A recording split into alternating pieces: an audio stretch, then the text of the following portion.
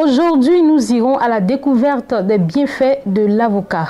Et en bonus, nous rentrerons en cuisine pour vous concocter une salade à base d'avocat. Et avec notre consultante Miss One, vous aurez des informations, des conseils et aussi des astuces pour entretenir vos cheveux pour éviter l'alopécie. L'alopécie qui est la chute anormale des cheveux. Bonjour et merci de rester fidèle à votre émission Miss Beauty. Comme tous les samedis, elle est avec nous. C'est notre consultante. Elle est esthéticienne professionnelle et elle répond au nom de Miss One. Bonjour et bienvenue. Merci Miss Nao. Ça c'est quoi?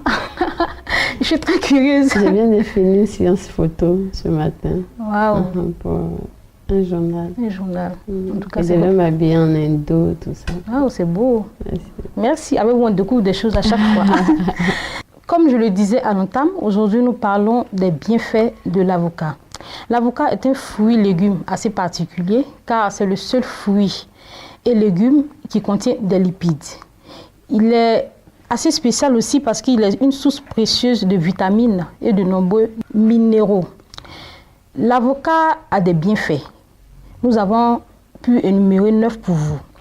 Le premier, c'est que l'avocat est bon pour le cœur car il comporte des acides gras insaturés bénéfiques pour la santé cardiovasculaire. Le deuxième bienfait est que l'avocat agit contre la constipation. L'avocat est riche en fibres alimentaires qui facilitent la digestion et vous met à l'abri de la constipation. La troisième astuce est que l'avocat est bon pour la vue. L'avocat contient la plus grande part de lutéine, qui est une substance qui permet de maintenir la vue et la vue en bon état et le fonctionnement de la vue en bon état et aussi lutter contre la perte de vue liée au vieillissement. Nous avons également une autre vertu qui est que l'avocat est un bon, comment je peux dire ça, Miss One, on associe l'avocat au régime alimentaire. C'est-à-dire quand on est sous régime alimentaire, qu'on associe l'avocat, ça facilite encore les choses et on a un bon résultat. Oui, en fait, il rassasie facilement et vite parce qu'il contient du gras. Voilà, on n'a pas besoin de rajouter de l'huile, tout ça. Pour quelqu'un qui veut suivre un régime, il est mieux de prendre le gras naturel qui est sans cholestérol, qui n'a rien à voir avec le gras de l'huile d'arachide, tout ça. Donc, il est vraiment bon. L'avocat consommé en grande quantité, vous ne prendrez même pas de calories, ni de gras. Et vous êtes rassasié sans prendre de grammes. Nous poursuivons avec les bienfaits de l'avocat. Il est dit que l'avocat accélère la cicatrisation. L'avocat est riche en huile butyreuse qui possède des propriétés cicatrisantes. L'avocat lutte également contre le mauvais cholestérol. Le mauvais cholestérol, qu'est-ce qu'on appelle mauvais cholestérol? C'est le sucre gras. Voilà, parce que le corps lui-même il a besoin de gras, c'est ce qui nous protège du froid. Donc c'est jusqu'à une certaine position, jusqu'à un certain pourcentage. Mais dépasser ce pourcentage-là, automatiquement, ça rentre dans le sang. Et quand ça arrive au niveau des artères, ça peut créer les AVC. Voilà, donc c'est ce qu'on appelle le mauvais cholestérol. Sinon, le corps a besoin de gras. On ne peut pas éliminer tout le gras dans le corps. Elle l'a dit, l'avocat lutte également contre les règles douloureuses. L'avocat contient un grand nombre de graisses insaturées qui peuvent aider à amoindrir l'inflammation, soulageant ainsi les règles douloureuses. La vitamine E contenue dans les avocats permettent également d'éliminer certains symptômes du syndrome prémenstruel, c'est-à-dire des femmes qui, 1 semaine ou 2 semaines avant les menstrues, qui commencent déjà à ressentir des douleurs désagréables, peuvent consommer l'avocat. Cela permet de pallier à ce problème. Oui, mais c'est à force, c'est pas en mangeant 1 ou 2 qu'en même temps ça règle le problème. Voilà, ça doit faire partie de notre régime. Voilà. C'est facile en programme, on sait que les menstrues viennent à telle période, automatiquement, 1 semaine avant, on commence à manger l'avocat. Non, ça ne réagit pas comme ça. Et enfin, l'avant-dernier bienfait est que l'avocat rend la peau plus belle. L'avocat est nourrissant, hydratant. C'est pourquoi son huile est utilisée en cosmétique contre les peaux sèches et déshydratées. Elle est là et peut le confirmer. Et aussi, le noyau d'avocat, il est vraiment très important. On l'utilise pour le gobage du corps. Il permet d'ouvrir les pores, enlever les peaux mortes et puis rajeunir la peau. Le dernier bienfait est que l'avocat lutte contre les vergetures. L'avocat aurait une action bénéfique sur les vergetures. Alors, Miss One, que pensez-vous de tous ces bienfaits de l'avocat? Je pense que c'est déjà bon parce que c'est sans effet secondaire, parce que c'est un produit naturel. Donc, il est mieux d'inclure ça dans notre régime alimentaire. Voilà, on peut manger l'avocat 2-3 fois dans la semaine. Déjà, c'est très, très bon. comme vous avez dit, avec tous les atouts que l'avocat a, y compris au niveau de la chair qu'au niveau du noyau, c'est vraiment bon d'en consommer. Ça permet de prévenir.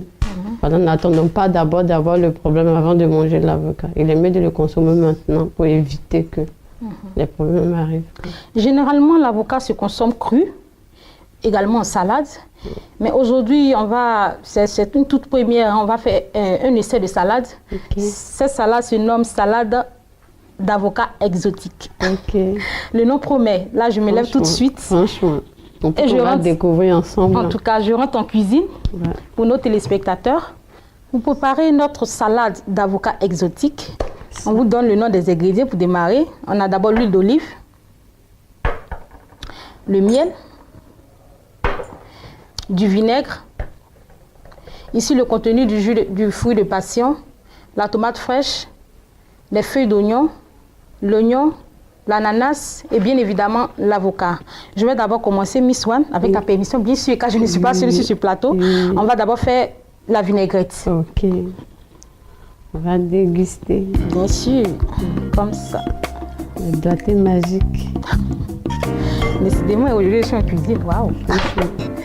Voilà, après avoir ajouté le contenu je mets l'huile d'olive, juste un peu.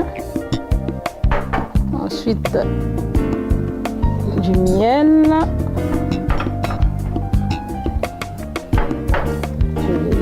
Juste un peu de vinaigre.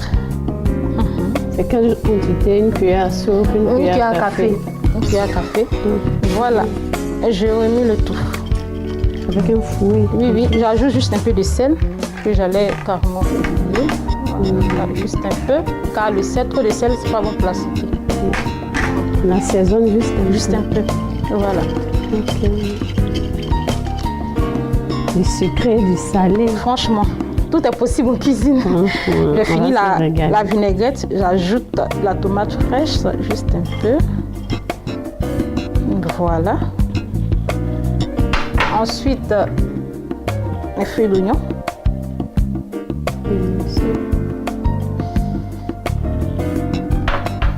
Le studio sent tellement bon avec tout ça.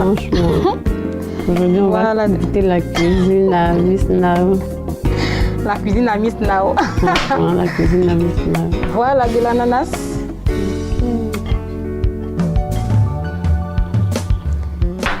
Et notre bijou du jour qui est l'avocat. Voilà. Je vais enlever le contenu, la chair.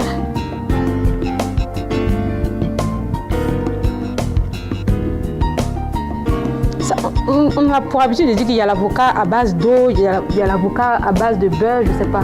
Non, il y a d'autres d'avocat beurre. Oh, avocat beurre. Voilà, du gras qu'il y a là-dedans.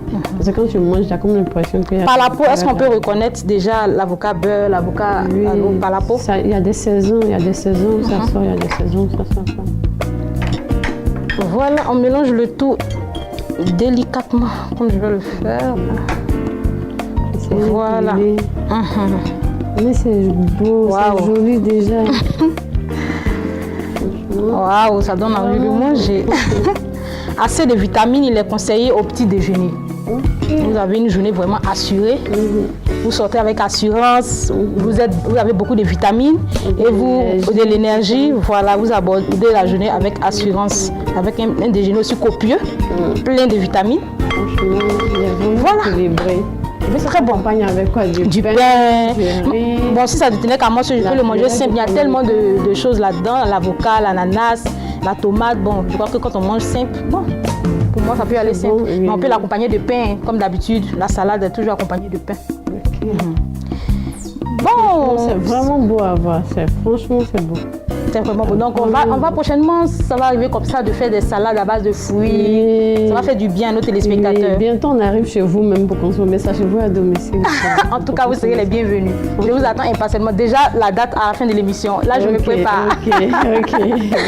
Voilà. Il est également dit que l'avocat, c'est-à-dire la chair d'avocat, le noyau et les feuilles de l'avocatier ont aussi des vertus médicinales. Avec des écorces. Avec des écorces, ont des vertus médicinales. Donc, on a un élément qui va expliciter un peu, permettre à nos téléspectateurs de mieux comprendre. Suivez cet élément.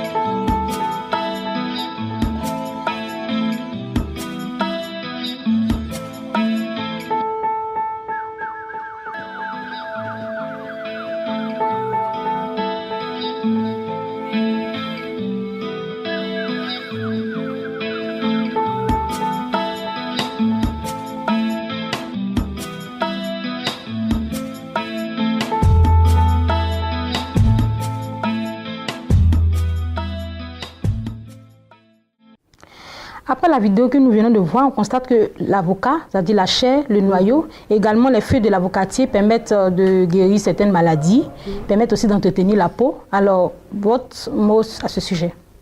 Je pense que l'avocat a plusieurs vertus. On prend aussi la purée d'avocat, mélangée à l'huile d'olive pour faire les massages relaxants, tout ça.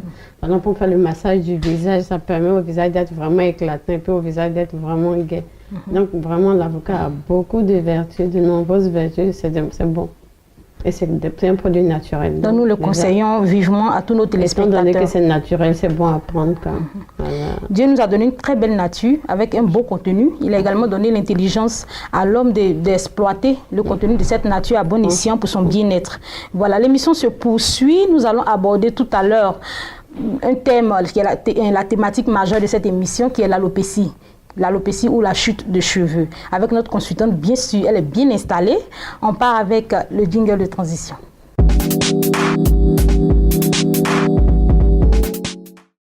Alopécie ou la chute de cheveux. Miss One, Oui. les femmes, les hommes, les enfants Oui. perdent leurs cheveux. Que se passe-t-il? Bon.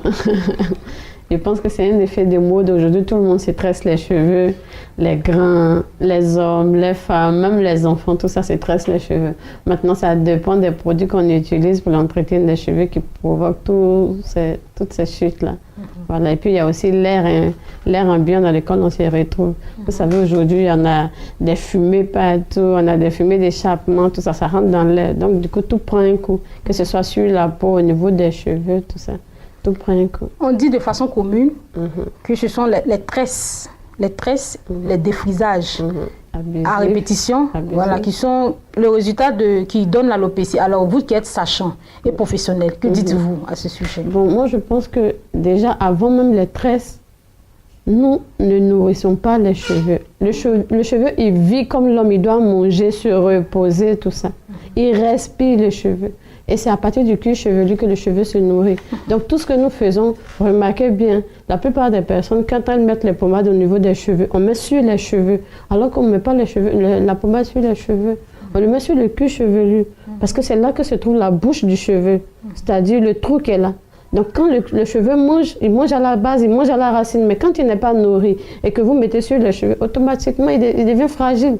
Donc quand on commence à natter, on commence à faire les tresses, on commence à faire les défrisages abusifs, normalement les cheveux vont tomber, les cheveux vont chuter. Donc déjà c'est parce que nous ne nourrissons pas les cheveux et en plus il y a des pratiques qu'on a, comme vous avez dit, les tresses et autres qui provoquent tout ça. Alors vous êtes contre le défrisage ou contre les tresses, contre les tissages? Non, on peut défriser, mais il faut défriser chaque 6 semaines. Quel que soit le cheveu, il faut défriser, il faut faire un défrisage chaque 6 semaines, c'est-à-dire chaque 1 mois et demi. C'est ce qui est conseillé.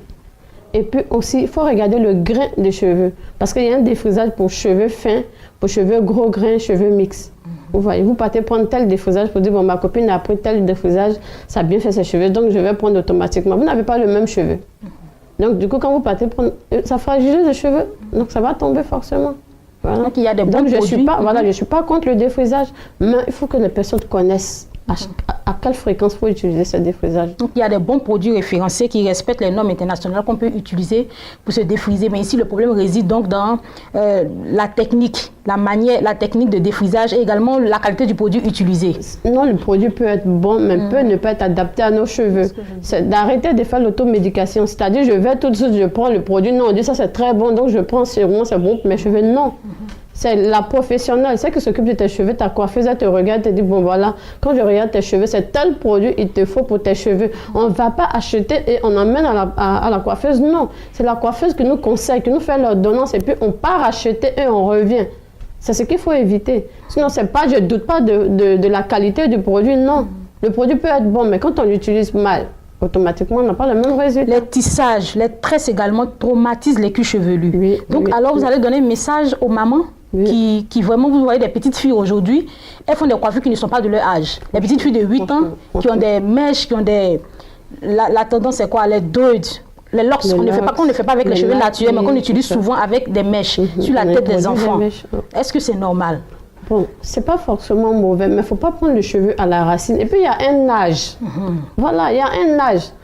Laissez même les mèches. Il y a des caoutchoucs qu'on trouve dans nos commerces qu'on prend pour attraper les cheveux pour les enfants. Mais il ne faut pas arriver à la racine.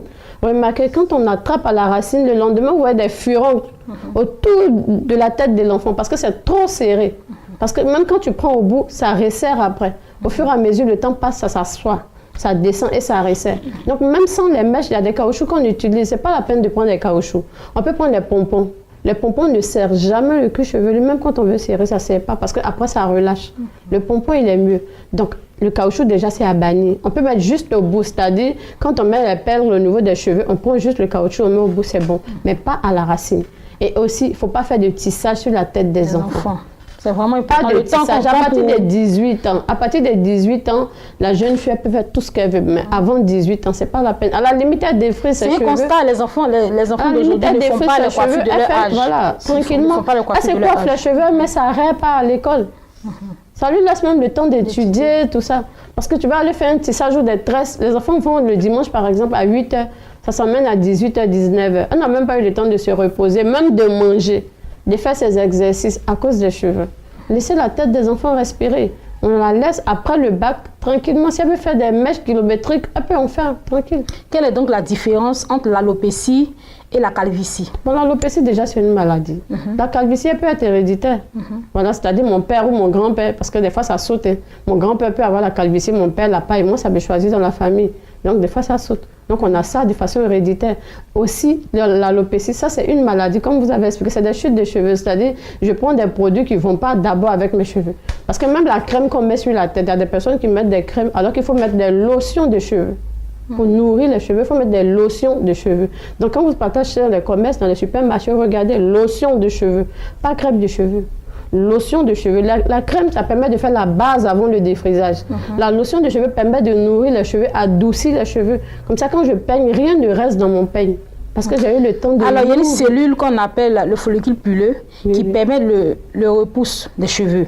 Lorsqu'on agresse le cuir chevelu et que ce follicule est détruit, est-ce qu'on peut encore traiter pour faire repousser les cheveux? On peut faire repousser les cheveux à condition d'abord de laisser la tête se reposer. Avec le follicule pileux qui est détruit carrément. Oui, tu laisses d'abord le cheveu se reposer. Vous savez, la peau, elle se régénère seule. Sauf s'il y a une cicatrice. Regardez par exemple, vous prenez un endroit de votre corps où il y a une cicatrice. Automatiquement, c'est lisse, donc les cheveux ne peuvent pas repousser. Mais quand vous faites le traitement anti-cicatrice, vous enlevez la cicatrice, au fur et à mesure, les pores s'ouvrent. Du coup, dès qu'il y a des pores, les cheveux peuvent repousser. Parce que tous les produits qu'on va vous allez utiliser pourront pénétrer et permettre aux cheveux de repousser parce que vous nourrissez depuis la racine. Donc, automatiquement, ça peut repousser. Alors, proposez-nous le traitement. Avec vous, c'est toujours... D'abord, il faut faire une consultation. Voilà. Il faut faire une consultation, voir ce qui a provoqué ces chutes de cheveux-là. Si c'est les tresses, on va constater. Il y a des personnes aussi, il y a des boubous qui viennent au niveau des cheveux, Vous sentez ça démange. Et quand vous grattez, c'est comme des boutons de chaleur qui apparaissent, des boutons. Donc, à force de gratter, ça fait des plaies. Et quand ça fait des plaies, ça fait des cicatrices. Donc, quand il y a des cicatrices, quel que soit le produit que vous allez utiliser, aussi efficace qu'il soit, les cheveux ne pourront jamais repousser parce que c'est une cicatrice. Donc, il faut faire la consultation d'abord. Si c'est des chutes sans cicatrice, il n'y a pas de problème. Vous faites votre traitement. Il y a des plantes que nous avons. Et il y a des shampoings pour faire repousser les cheveux, il y a des démêlants pour faire repousser les cheveux, il y a des huiles de cheveux. Regardez ici, par exemple, ça c'est pour les personnes qui ont des problèmes de calvitie. Il y a une crème qui est là, qui est à base de beurre de cacao. Je prends cette crème-là que j'utilise sur le cuir chevelu. Mais avant ça, je fais mon shampoing normalement. Je vais chez ma coiffeuse ou chez mon coiffeur, je fais mon shampoing, je passe le démêlant. Quand je finis, je prends cette crème-là que j'applique sur mon cuir chevelu, juste aux endroits où il y a des cicatrices. Et j'applique jusqu'à ce que la crème pénètre. Quand je finis avec, il y a ces cristaux que nous avons, qu'il faut mettre sur la cicatrice. Voilà, qu'il faut mettre sur la cicatrice. Et il faut faire le gommage avec des mouvements circulaires jusqu'à ce qu'on ne sente même plus les cristaux sous la main, comme si tout avait fondu. Quand ça fond, maintenant, je peux prendre mon shampoing et mon démêlant pour faire repousser les cheveux. Il y a le shampoing qui est là, avec des racines là-dedans pour faire repousser les cheveux. Je passe mon shampoing, je nettoie bien normalement. Je fais 2 fois le shampoing. C'est-à-dire, je fais un premier shampoing, je rince. Après, je fais un second shampoing, je rince. Maintenant, nous avons ce démêlant avec aussi des racines encore. Voilà, la couleur est tellement belle. Voilà, ça sent très bon. Et ça aussi, c'est à base de beurre de cacao.